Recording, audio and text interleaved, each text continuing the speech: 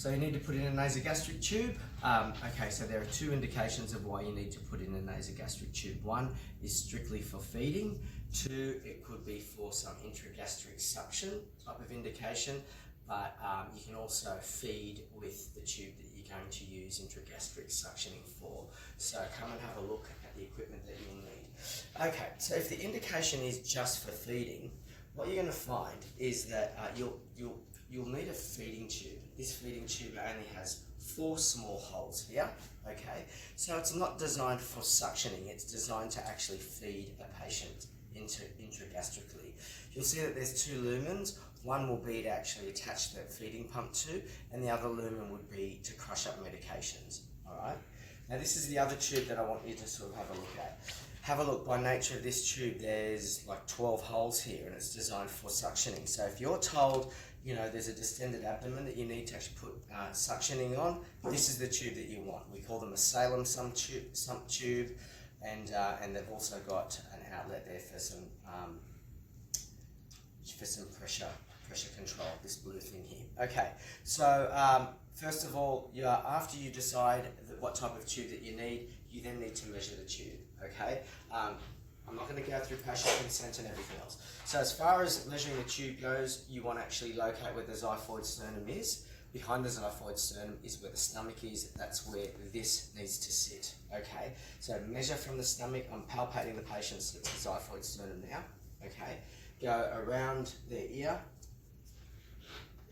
and then to their nose, okay? Your nasogastric tube will have dots on it to measure. Some tubes will actually have incremental centimeters, okay? So I've measured this now at just before the 3rd dot, okay? So what you need to do then is that you need to lubricate the tube. You don't need to lubricate the whole tube, okay? We're just going to try to slip this past the patient's nose, all right? Okay, get your patient to sit forward. If they're compliant, all the better, okay?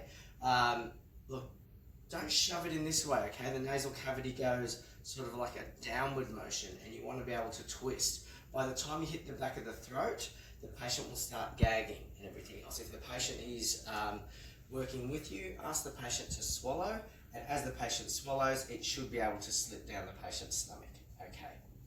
So by then, you should be actually able to sort of get it further, and with this mannequin, it may not sort of pass down further to the 3rd tube.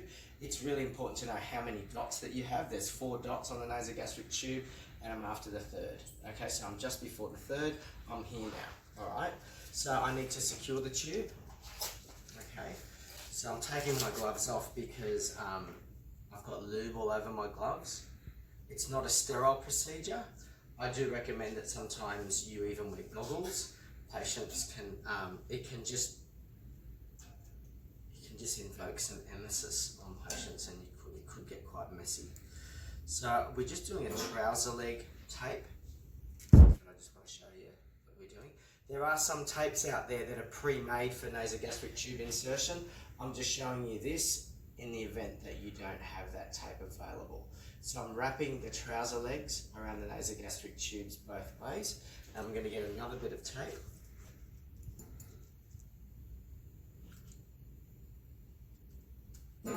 Secure over the nose.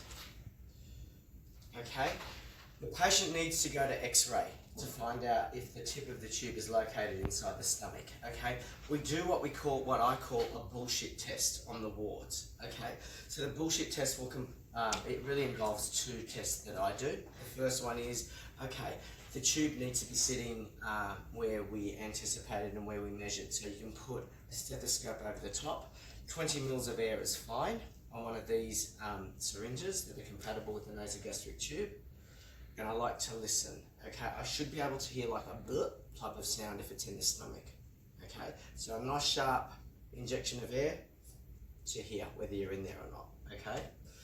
The other bullshit test I like to do is I might actually aspirate the contents, okay? You very rarely have green gastric contents in a lung, and that's where that's where we're worried the tube might get into the lung, right? So see this little spigot here?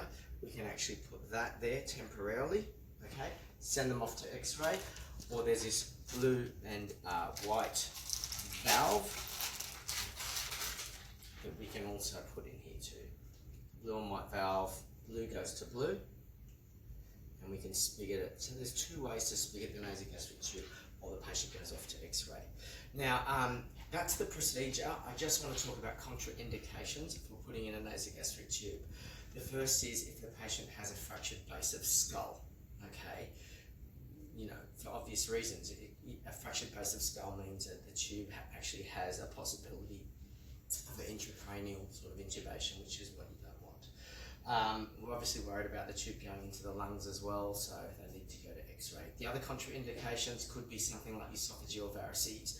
Many of you that have seen esophageal varices would very much shy away from putting a nasogastric tube that could exacerbate any sort of significant hemorrhaging of the esophageal varices. So, so that's it. Good luck.